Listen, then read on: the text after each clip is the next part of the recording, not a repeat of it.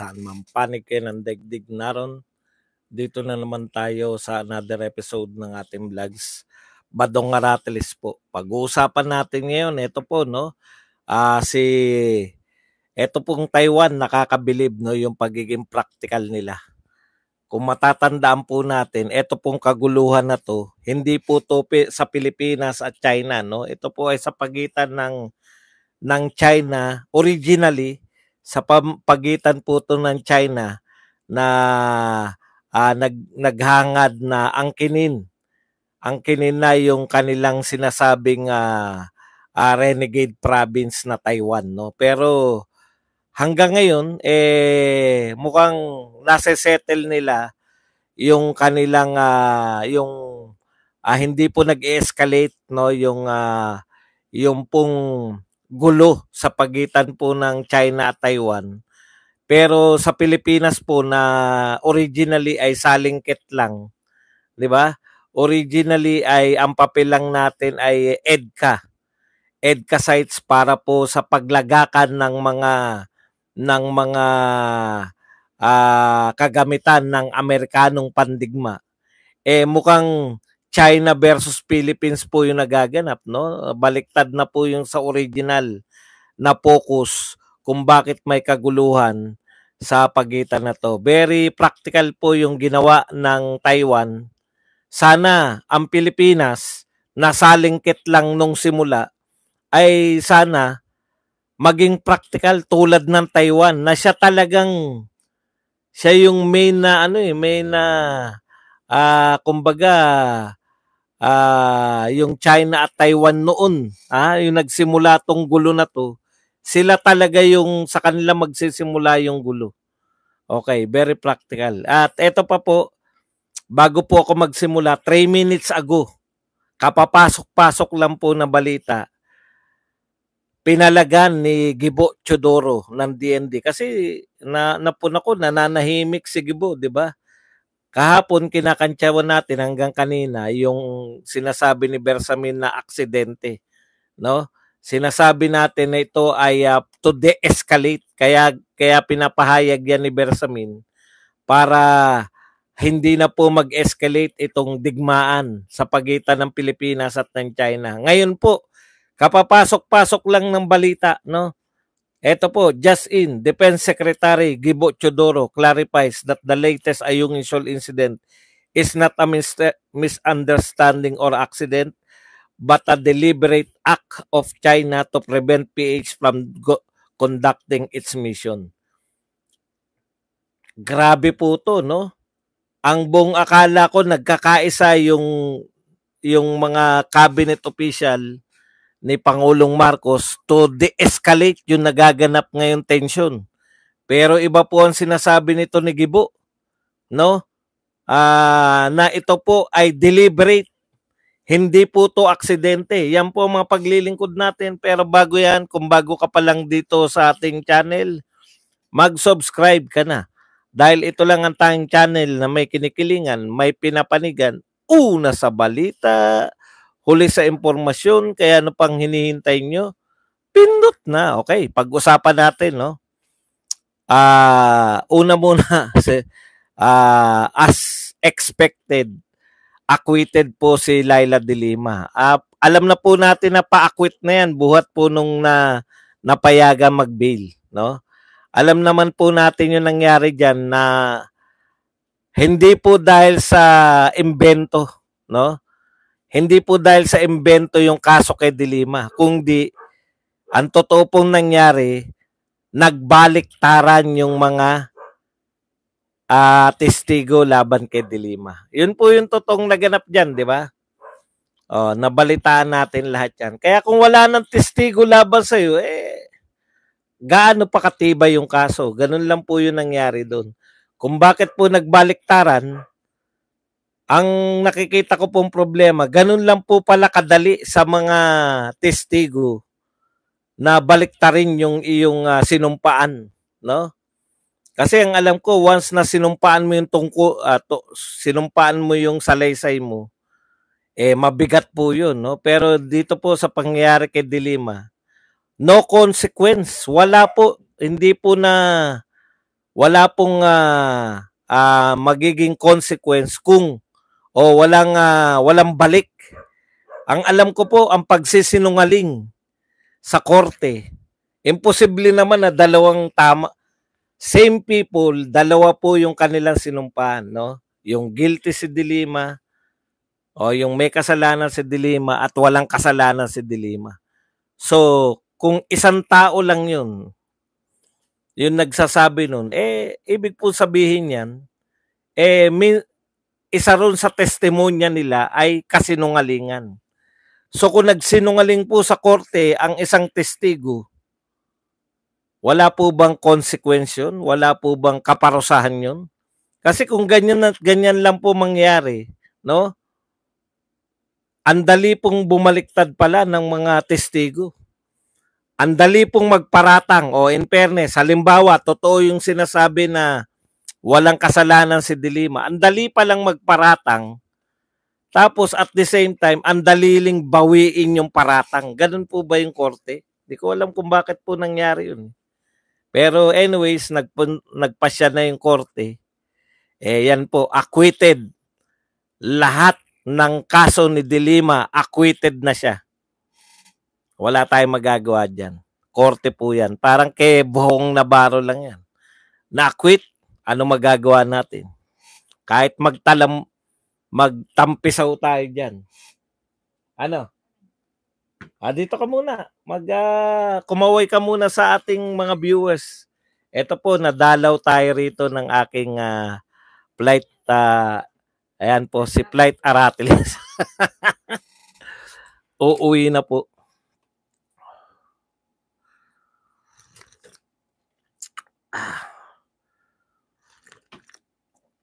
Narito po ako sa kwarto ng aking mga anakis, kaya grabe ang collection na.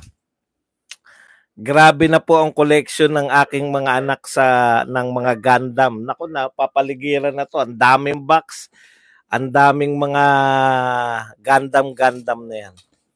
Okay, balik na po tayo. Yan po ang dahilan kung bakit ako nakakapag-travel sa iba't ibang lugar. Hindi po dahil may mga nag-sponsor sa akin. Wala po nag-sponsor sa akin. Yan po ang dahilan. 6 na beses sa loob na isang taon ako libreng balikan ng pamasahe sa eroplano. Kahit saan pong mayroong flight ng Cebu Pacific. Kaya huwag kalimutan. Doon kayo sa mura. Sige anak, ingat. Okay, balik po tayo. Dito po, eto, magugulat kayo no sa bigla po nawala yung Taiwan, no? Nawala po sa eksena yung Taiwan. Pero bago po pala yan, meron lang pong maikli, no? Maikli lang kasi nakakainis pong patulan tong mga dilawan at kakamping, pero hindi po natin pwedeng palampasin eh. Kasi sobra-sobra na yung panggagamit nyo kay Sara Duterte. Ito po ang sinasabi, no? Okay. Sabi po ng mga dilawan at kakamping, sana ba yun?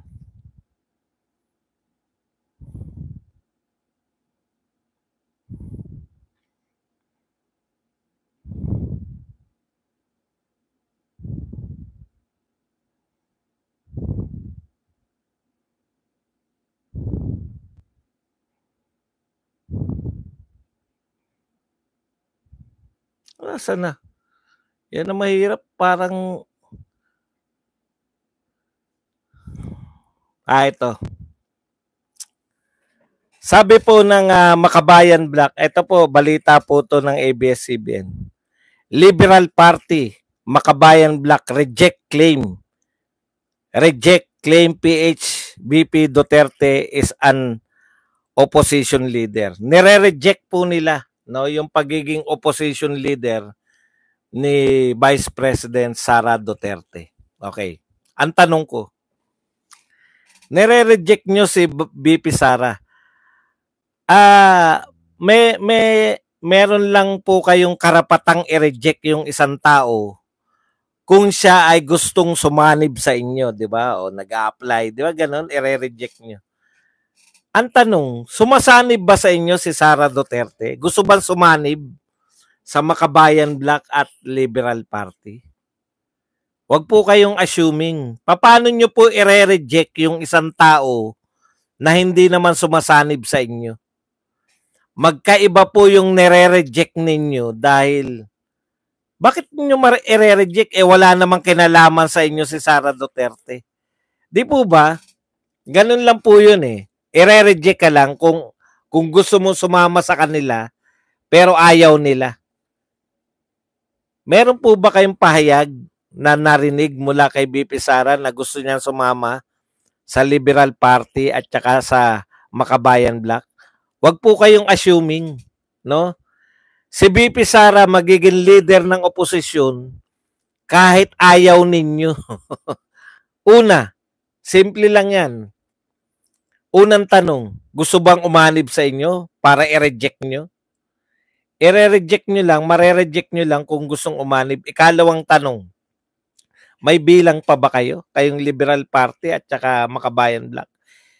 Oh, ikatlo, hindi na to tanong, utot nyo. Ang lalakas ng tama, no? Ang lalakas ng tama nyo sa utak. Ang lakas naman ng loob nyong i-reject si BP Sara, hindi naman nag-a-apply na maging kasama nyo.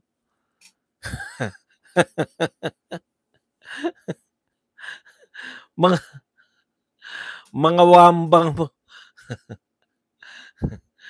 Panay kay wambang. Okay, punta na po tayo rito. Ito, para magkaroon lang po kayo ng ideya, no? Yung Taiwan po ang original na, 'di ba? Yan yung kinakabahan sila, magkakagera na sa Taiwan kasi lulusubin na ng China kasi gusto na ng China na isama na uli yung Taiwan sa kanyang bansa. Yan po yung original na conflict dito sa bahaging ito ng mundo, no? Taiwan at China, diyan nagpaulan yung China ng mga missiles, 'di ba? Oh, yan yun eh. Yan yung original conflict. Tayo po, ulitin ko, salingkit lang. Hindi po tayo kaaway ng China. Originally, no, kahit po sa mga pronouncement ni Pangulong Marcos nung siya ay kumakandidato, sinasabi niya na pinakamahalagang kaibigan yung China, 'di ba? Pinakamahalagang trading partner yung China. Yung China ay mananatiling kaibigan ng Pilipinas, etc., etc. So wala tayo sa conflict, no? Ang may conflict po Taiwan and China. Pero sabi nga sa inyo, mga incheck, very practical sila. Inuuna nila yung negosyo muna bago gulo. Di ba? Parehong incheck yan eh. Incheck yung China, incheck yung Taiwan. So ang gusto nila, negosyo, kumita muna kaysa pasukin nila. Okay. Yung Taiwan, may karapatan po yan kasi gusto nila talagang laban po ang kinakailangan nila kasi gusto nilang maging independent. Gusto nilang kilalanin sila ng buong mundo na isang independent na bansa. Matagal na nilang pangarap yan, no? At sa pronouncement po ng mga Taiwanese, yan talaga yung kanilang kagustuhan. Maging independent sila at kilalanin ng buong mundo bilang isang independent na bansa, hiwalay sa China. Siyempre, hindi po ialaw ng China yan, kaya may conflict. Di ba? Okay. Ngayon, kung prinsipyo at prinsipyo, ano po ang pinaglalaban natin prinsipyo kumpara sa pinaglalaban ng Taiwan? Ang pinaglalaban ng Taiwan, talagang yung kanilang independence. Di ba? Kumpara sa atin na ang pinaglalaban natin ay yung kung sino may karapatan o kung yung ano lang, yung hindi po inaangkin ng China tong Pilipinas. Meron lang po silang inaangkin na inaangkin din natin. kung tutuusin, walang-wala tayo sa pinaglalaban ng Taiwan kasi ang buong existence nila, sinasabi ng China na kayo ay pag-aari o kayo ay sakop ng China. Kaya ang kagustuhan po nila maging independent. Ang layo po sa atin eh. Hindi po tayo sakop ng China. Mayroon lang tayong pinagtatalunan. Yun po yung basic difference. So kung tutuusin, mas matindi talaga yung laban ng Taiwan kumbaga sa Pilipinas. Pwede talaga tayong salingkit lang. Hindi talaga tayo yung main na naglalaban. Okay. So dahil in-check sila pareho, very practical. Kaya nga sabi ko, napakahusay naman ng practicalidad nito. Ito po ang pahayag ng Taiwan, no? Para lang magka-ideya kayo. Taiwan does not intend to provoke China into an armed invasion. But Taipei welcomes that deployment of missiles by the US in the northern Philippines, a top Taiwanese official said here this week. Grabe, no?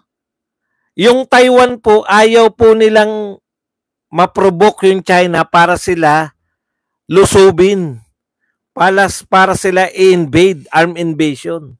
Ayaw ng Taiwan. Ano pa sabi ng Taiwan? Sabi ng Taiwan, we are not going to use provocative things, words, or deeds to antagonize the other side. No? Hindi po sila magsasalita. Hindi po sila gagawa ng provocative things tulad ng mga gawain at pananalita. Pananalita na makaka-antagonize sa kabilang panig sa China. Bakit? Ayaw nilang lusubin sila. Ayaw nilang lusubin sila ng China. Pero yung very existence ng kanilang bansa nakasalalay diyan sa kanilang ipinaglalaban na independence. Pero very willing sila, very practical po yung kanilang approach na ayaw naming i-provoke yan dahil lulusubin kami, kawawa kami. Okay. So ang sabi diyan, lumambot na po yung posisyon ng Taiwan buhat po ng nanalo itong pro-independent na kandidato nila. Lumambot na kasi pinakitaan sila ng missile ng China eh. Pinaulanan sila eh. Natatandaan nyo yun? Ganito mangyayari sa inyo. Sabi ng China. Hindi po galing sa mga ship yun. Hindi po galing sa mga barko. Galing po yun sa mainland China. Lagpas-lagpasan pa sa Taiwan. Pinalagpas ng China yung mga missile nila. Ibig sabihin, hindi na kinakailangan na armed invasion. Paulanan lang sila ng missile ng China. Pwede na silang pasukuin. Tapos yung mga military exercise pa ng China ngayon, grabe, no? For invasion na talaga. Ngayon, kaya ayaw nila ma-provoke yung China.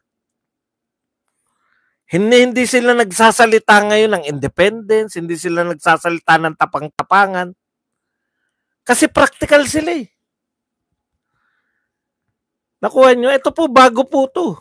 Baka kala nyo, luma na tong balita na to. Ang tawag po sa kanilang stance ay pragmatic stance on Taiwan's independence means we don't provoke. Yan po, practical po sila. We don't provoke. Hindi namin ipoprovoke ang China. Ano kami, bali? Bakit namin ipoprovoke yan? Taiwan yan, ha? Sila yung ka-conflict talaga ng China. Okay. Pero ang nakakagulat dito, eto hindi natin alam yun.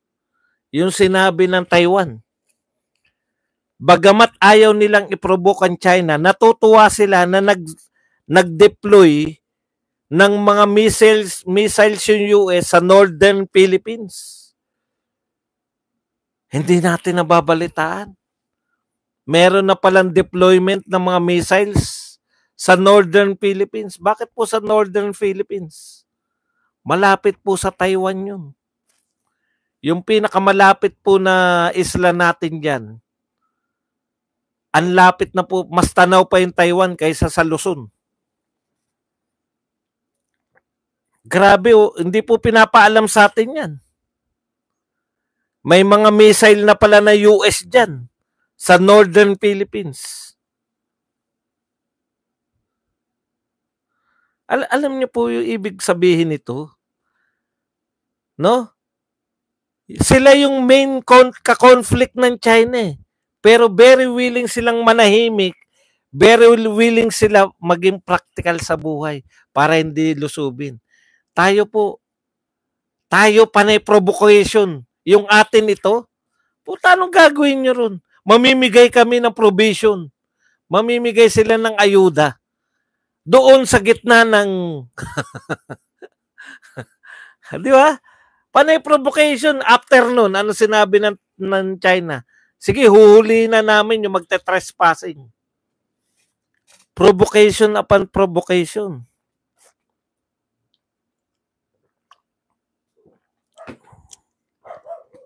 Magpapadala kayo na Navy. Di ba Navy pandigma yan? Di ba? Ayun na lang eh. Provocation. Pero natuwa po tayo dahil narinig natin si Bersamin, no? Tapos na tayo sa China, sa Taiwan at China. Kita nyo po ngayon, wala na po yung usapin ng China-Taiwan. Ang binabalita na po sa mundo ngayon, yung spark magmumula na rito sa South China Sea. Sino ba kalaban ng China sa South China Sea? Wala naman dyan yung Taiwan. Pilipinas po yung sinasabi nila, pagmumula ng spark. Pero natuwa po tayo kahapon dahil yung sinabi ni nung nagsalita po si Bersamin na ito ay accident. Kahit po alam natin na hindi aksidente. Pero natutuwa po tayo dahil sa dinede-escalate ng mga matatalino sa gabinete katulad ni Bersamin na ayaw ng digmaan. Ayaw nilang i-escalate. Kahit sa salitaan. Ibig sabihin, tapos nagsabi si Bersamin, yan yung panawagan ng China, di ba? Ipaalam nyo lang sa amin para hindi po tayo magkalituhan. Pag alam namin na meron kayong rore, yung meron kayong susuplayan nyo yung inyong mga, yung Ayungin Shoal, susuplayan nyo yung Sierra Madre. Pag alam namin, hindi namin pipigilan. Yun po yung intensyon ni Bersamin. Kaya niya sinabi na nire-recommend namin na i-announce natin kung kailan tayo magre-resupply. At ito ay to de-escalate, ay hindi natin ituturing to na ito ay arm attack. Ito ay aksidente lamang. Natuwa po tayo kahit papano eh. Bagamat inaasar natin sila, natutuwa tayo na ayaw pala ng gobyerno ng digmaan. Di ba? Ang tapang-tapang, yung pala ayaw naman pala pag nariyan na. Okay naman po yun. Sa sarili natin, talagang ayaw natin ng digmaan. Sa sarili natin, natutuwa tayo kay Bersamin. Kulang kayo. Pupunta tayo rin sa sinabi ni Gibo. Kayo naman. Ini-establish lang natin yung sinabi ni Bersamin. Ha? Ito ay aksidente. Hindi ito arm attack. Misunderstanding lang ito. Ayan. Kaya magandang pakinggan. Hindi na magagalit ang China. Diba? Kasi, putya, ayos tong Pilipinas. Unawain natin. Ayaw nila ng gera. Marami pong marurunong eh. No? Maraming marurunong sa alam po nila yan, yung mga diplomatic talks. No? Hindi ka nagsasabi na ikaw ay sumusuko. Hindi, siyempre may pride ng mga bansa eh. Hindi mo sasabihin na, sige, susunod na kami sa inyo, China. Pero actually, yun din yung gustong sabihin ni Bersamin. Na masusunod na, para maiwasan yung gulo. Very practical. No? Very practical po yun. Pero ngayon, katatapos-tapos lang po ng pagsasalita na 'to, iba na naman po ang sinabi. Bago 'to magsalita, paalala ko lang muna sa inyo, bago magsalita si Gibo ngayon, merong isang Amerikano, na nagsalita. Ito po ang sinabi ng Amerikano na yan, wag na natin pangalanan. Yung Amerikano na yan ay wag natin pangalanan si Powell. Sana ba si Powell? Ito ang sinasabi ni ex-US Air Force Officer Ray Powell. Si Powell po. Ito po ang, kung hindi ako nagkakamali, siya yung naka-assign na ano rito na, anong tawag dyan? Yung taga-propaganda. Siya yung head ng US propaganda machine dito sa Pilipinas, sa madaling salita. Hindi po official na title yan. Yan lang po yung tingin natin na ginagampanan niya. Ayon kay ex-US Air Force Officer Ray Powell, says China's recent hostile action near Ayungin Shoal was clearly not an accident, not a misunderstanding, urging the Philippines to be careful. No, sinabihan niya, kayong Pilipino, mag-ingat kayo. Parang vlogger at propagandist, correct.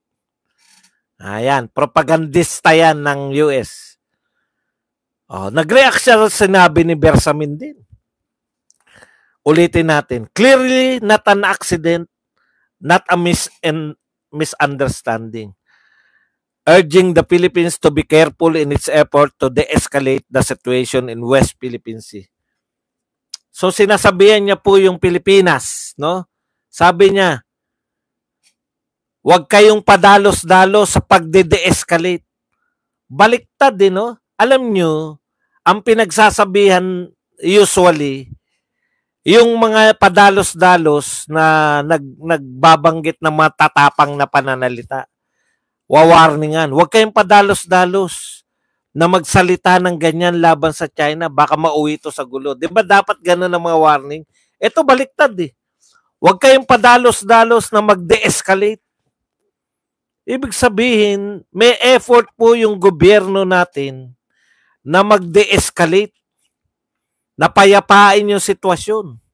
Kahit nagmumukhang, alam naman natin na hindi katotohanan yun, na aksidente yun. Pero, at least may effort na wag mauwi sa digmaan.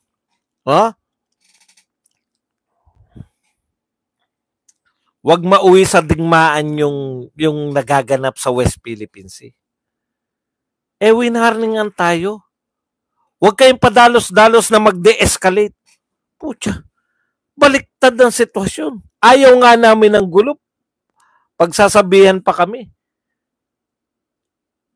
Yan yung sinabi Tandaan nyo po yung sinabi Ulitin ko. Clearly not an accident nor not a misunderstanding. Okay, punta po tayo sa sinabi ngayon ni Gibo. Just in. Ito, just in. Defense Secretary Gibo Chodoro clarifies that the latest Ayungin Shoal incident is not a misunderstanding or accident, but a deliberate act of China to prevent PH from conducting its mission. Grabe, no? Parehas yung wordings. No? Nang sinabi ni Powell. This is not a misunderstanding nor accident, but a deliberate act of China to prevent PH from conducting its mission. So balik na naman tayo sa pag-akusa. Okay na Nagde-de-escalate na si Bersamin Bumanat naman si Gibo. Ayaw tayong pag-de-escalatein. Ayaw pong maging payapa ng mga Amerikano dyan sa lugar na yan. Ayaw mag-de-escalate. Ako, payag ako Kayo, basta walang alisan sa Pilipinas. Ang problema namin ganito Kayo kayang-kaya niyong tumakbo mula sa Pilipinas. Kami wala kaming tatakbuhan eh. Napaka-unfair naman, no? Na sa gobyerno may nagde-de-escalate, meron naman pong nagsisindi ng mitya. It was not a misunderstanding or accident. We are not downplaying the incident. It was an aggressive use of force. Sabi pa ni Teodoro sa kanyang best press briefing. Nauunawaan natin yung gustong gawin ni Bersamin tsaka ni Tariela. Pati si Tariela, di ba? Sinabi niya na hindi naman gusto ng China na yung mas matindi pa yung maging labanan. Kung hindi, no? Ayaw niya rin. Gusto niya lang i-prevent.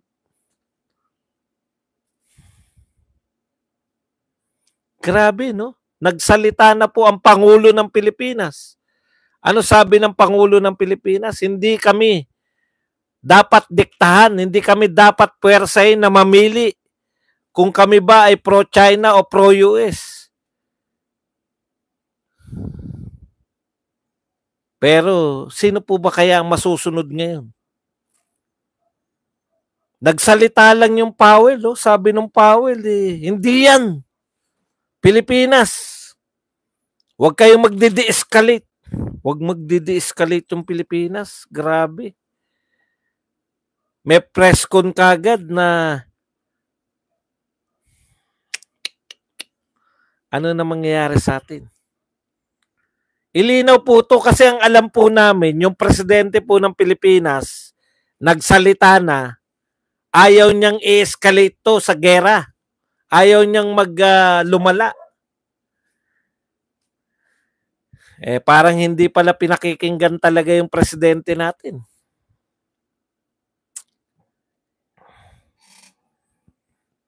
May iba po ba talaga nagpapatakbo sa atin sa Pilipinas?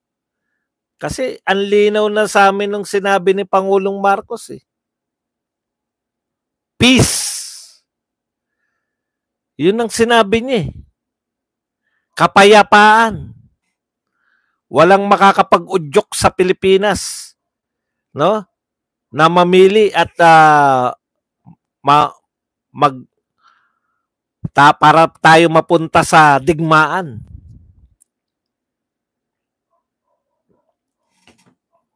Kaya nga natin kino-question, no? Kung aksidente lang, bakit nagbibigay ng medalya doon sa naputulan ng daliri, di ba? So, hindi po pala tayo papayag, no? Okay na sana eh. Ngayon, titignan po natin, sino kaya ang masusunod? Yung pronouncement ni Bersamin o pronouncement ni Gibo? Hindi po pwede. Magkaiba po yan, ha? Direkta po. Sabi ni Bersamin, accident. Huwag i-de-escalate. Sabi naman ni Gibo Teodoro, hindi yan misunderstanding at accident. Yan ay huwag nating i-downplay. Dina-downplay ni Bersamin, ito si Teodoro, huwag nating i-downplay. Direkta talaga. Talagang magkasalungat. O, ang tanong, ano po ang susundin ng Pilipinas dyan? Kahit nagsalita na yung presidente, pwede pala na may magsalita pa ng iba?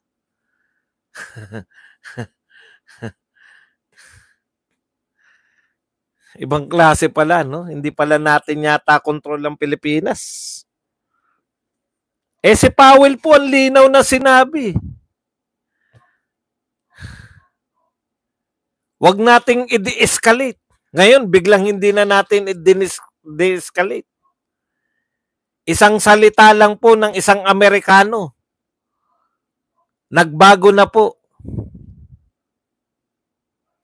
Tignan po natin kung ano mangyayari kay Bersamin o kay Gibo Teodoro. Hindi po pwedeng magkasalungat sila.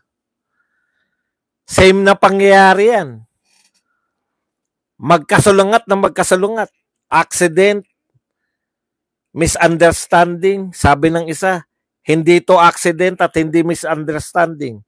Sabi ng isa, kinakailangan ma-de-escalate. Ito naman, wag nating i-downplay yung pangyayari. Nangyayari tayo dyan. Namimiss natin talaga si Tatay Digong, no? Si Tatay Digong pag nagsalita, susunod lahat. Kahit nakakontra ka pa, basta gobyerno ka, susunod ka. Nagsalita na yung presidente.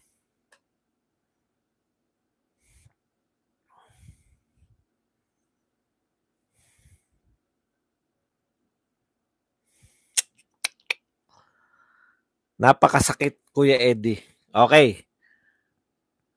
Teka lang, baka meron pa tayong nakalimutan dito.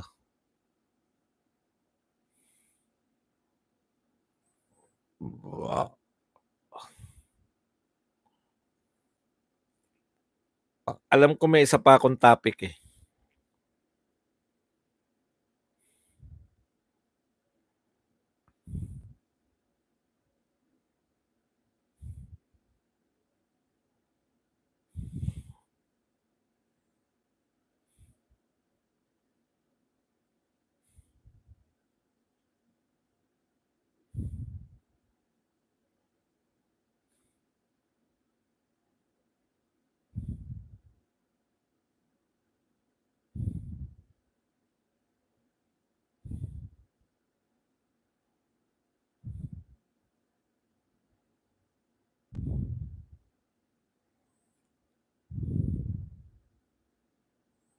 Bakit bakit ganito yung ano ko kay BP Sara?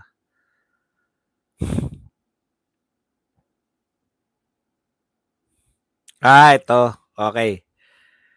Sabi po ni BP Sara, ito yung pagre-resign niya. Nawala ako sa ano, hindi ko kasi nilagay. Okay. Sabi po ni BP Sara, dito po may unang panayam na po si BP Sara dito sa 24 oras, no? Ang sinabi niya, tututukan niya na yung pagiging vice president magmula ngayon, no? Wala na yung DepEd, tutok na po siya sa pagiging vice president. Kasi nagtatanong po, marami raw po nagtatanong pa rin, no? Kung siya ba ay magre-resign as kung siya ba ay magre-resign as vice president. Sabi po ni vice president, hindi po. Hindi siya magre-resign as vice president, no? Alam po ninyo, tigil-tigilan nyo na yung kapapanalangin. Kayo pong mga alam natin lahat na kahit sino po ang lumaban kay Vice President Sara Duterte sa darating na eleksyon. Alimbawa ngayon na eleksyon. Kasi syempre hindi natin malalaman kung ano mangyayari sa 2028 eh. Pero ngayon po, kung ngayon magaganap ang eleksyon, alam natin na wala po mananalo kay BP Sara Duterte.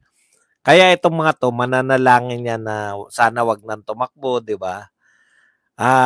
Yan po ang tingin ko, hindi gagawin ni Sara Duterte. Alam niyo kung bakit? Si Sara Duterte po, matalino po yan. No? Kung ngayon po na siya ay Vice President, elected Vice President, alam niyo elected po siya, iba po yung appointed as DepEd. Pwede siya mag-resign kasi kung ayaw na sa kanya, di ba? Pinamumukha naman sa kanya. Parang may mga nagsabi na secretary pa lang hindi na kaya. Anong hindi na kaya? Kayang-kaya. Kaya lang, kung ipinamumukha sa iyo ng asawa, pati ng lahat ng mga nakapaligid, no? Pati si President Marcos mismo, wala naman siya makitang suporta. Hindi talaga. Kaya nga ang sabi ni ni BP Sara, ito yung sinabi niya, yung ginawa niyang pagre-resign, hindi ko na kinonsider yung reaction ng mga tao. Kinonsider ko lang yung kung ano yung mas makakabuti para sa Department of Education. Tingin niya, kung hindi siya na sinusuporta ng admin, kawawa naman yung DepEd. So sakripisyo hindi niya pagpipilitan na, di ba? Pero ngayon naman matututukan niya na yung pagiging vice president. Tandaan po ninyo, pag sinabing tutok ka na sa vice president, tutukan na yan, isa lang po meaning niyan. Ang vice president po, isang hakbang na lang presidente na. Tatanungin nyo, sigurado na bang tatakbo si Sara Duterte? Matalino po yan. Ngayon nga, Vice President siya, pangalawa sa pinakamataas na posisyon. Kayang-kayang balatubain ng mga kaalyado ng Pangulo, no? Yung pamilya niya. 'Di ba? Binabalatuba si Duterte, tatay, binabalatuba yung mga kapatid, Mayor Baste, si Pulong, binabalatuba yung mga kapartido at mga kaalyado, 'di ba? Mga kaibigan sila Apollo Kibuloy, si yung mga gobernador na supportive, no? May mga nasususpindi. Kung ngayon pa lang nga na nasa posisyon pa, Vice President pa, ginaganyan na yung pamilya. Paano pa kaya kung private citizen na lang sila? Di po ba? Eh di lalo silang binalatuba ng mga taong to ngayon. Ang laki pa ng chance na maging presidente, ha? Ginaganyan pa rin. Ayun yung sinasabi natin, no? So tuloy lang po ang laban. Kung tututok na po siya bilang Vice President, mas maganda po kasi mas maganda po yan para sa amin kasi isang hakbang na lang ni BP Sara, presidente na siya. Yan po ang ating, yan lang po muna ang ating